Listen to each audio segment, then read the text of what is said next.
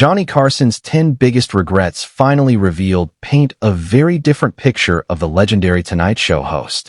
For 30 years, Johnny invited America into their living rooms, his wry smile and gentle interviewing style making him feel like family to millions. As host of The Tonight Show, he crafted a public persona so seamless that viewers felt they knew him intimately. But behind the charming exterior and famous golf swing, Carson harbored deep regrets that he took to his grave. Johnny was the most private superstar who ever lived, revealed a longtime NBC executive who worked closely with Carson for over a decade. What audiences saw was just the surface, a carefully constructed version of himself that hid disappointments and mistakes that haunted him until the end. Today, we're revealing the 10 biggest regrets Johnny Carson never publicly acknowledged, private sorrows and professional missteps that shaped the real man behind the television legend. These aren't tabloid rumors, but confirmed accounts from those closest to him, producers, writers, family members, and confidants who witnessed firsthand the moments Carson later wished he could change. One of Carson's most painful regrets was his falling out with Joan Rivers. For years, Rivers was his permanent guest host, and their chemistry delighted audiences. Carson seemed to genuinely enjoy her razor-sharp wit, often mentoring her behind the scenes. But in 1986, Rivers accepted an offer to host The Late Show on Fox without telling Carson first. Johnny learned about it through a press release, not from her. To him, it felt like the ultimate betrayal. He never spoke to her again, blacklisting her from The Tonight Show. Even after Rivers' husband, Edgar Rosenberg, died by suicide, Carson refused to take her calls. Years later, sources close to Carson revealed he regretted how cold and final his reaction had been, acknowledging privately that while the professional slight was real, his response was unnecessarily cruel. But it was too late. Rivers never returned to The Tonight Show until Jimmy Fallon invited her back in 2014, 9 years after Carson's death. Carson's second regret came in his personal life, marrying Joanna Holland without a prenup. On their anniversary in 1972, he surprised her with marriage papers. 9 years later, she surprised him with divorce papers and walked away with more than $20 million. Carson later told Ed McMahon he should have never married anyone without a lawyer in the room. The settlement was one of Hollywood's most expensive at the time, and what made it worse was that it wasn't his first. By the time his third marriage ended, Carson had surrendered nearly $30 million to ex-wives.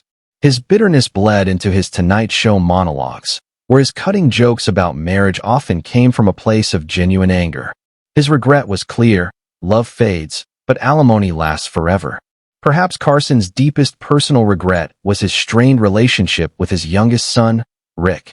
Struggling with mental illness, multiple DUIs, and at least one involuntary hospitalization, Rick lived a troubled life. Carson, ill-equipped to handle his son's struggles, kept his distance, often sending money instead of support. This emotional withdrawal created a painful cycle, leaving Rick feeling abandoned. In 1991, Rick died in a car crash at the age of 39. Carson rarely spoke of it publicly, but those close to him say he was devastated and haunted by the regret of not doing more as a father. He would quietly admit after a few drinks, "I should have done more," one of the rare times Carson allowed genuine emotion to show. Professionally, Carson regretted how he handled Richard Pryor. Pryor was one of the greatest comedians alive, yet Carson rarely booked him on The Tonight Show. Pryor's raw, profane style made Carson nervous, and NBC executives worried about unpredictability. Johnny liked control, and Pryor thrived on surprise. But later in life, Carson admitted Pryor was one of the best we ever had and regretted not finding a way to showcase him more. By the time Carson realized this, Pryor's health had declined, and the chance was lost. Carson also regretted letting his relationship with Don Rickles cool. Rickles' insult comedy and Carson's straight-man reactions had once produced some of The Tonight Show's most memorable moments. But after Rickles made a joke about Carson's divorce and alimony payments, a deeply personal subject for Johnny, the warmth faded. While Carson invited Rickles to dinner in later years, the easy camaraderie never returned. "I wish I hadn't let that one joke change things, but I did," Carson admitted to a friend. Another regret was his abrupt exit from television. In 1992, Carson signed off The Tonight Show with a heartfelt goodbye watched by 50 million people. But after that, He refused almost all interviews, tributes, or retrospectives. He believed in leaving cleanly, but later admitted the goodbye felt empty. Privately, he told friends he regretted not giving more of a thank you to the people who had supported him for decades. Carson also regretted trusting NBC too much. For years, the network withheld full control of The Tonight Show, explored replacing him during contract negotiations, and never fully gave him ownership until the 1980s. Carson once said, "You give a network your life, and they still keep a knife for your back pocket." He believed he should have gone independent sooner, a decision that could have made him even wealthier and more secure in his legacy. His next regret involved Chevy Chase. When Chase appeared on The Tonight Show in the 1970s, the interview was disastrous. Chase came off arrogant and unfunny, then made a joke about Carson's divorces. Carson never invited him back. But later in life, he admitted to friends he may have been too harsh, saying, "Chevy was a pain in the ass, but I could have been bigger about it." Everyone has a bad night. Carson also regretted not supporting more women in comedy. For decades, he resisted booking female comics beyond Joan Rivers and a select few. He believed Middle America wasn't ready for women who pushed boundaries, a decision that shut out groundbreaking performers like Sandra Bernhard and Paula Poundstone. Later, Carson admitted he was wrong, telling a producer in the 90s, "We missed a lot of good ones. I was wrong about what the audience wanted." Finally, Carson's greatest regret may have been spending too much time alone. By the late 1990s, he had become reclusive, declining party invitations, reunions, and even prestigious honors.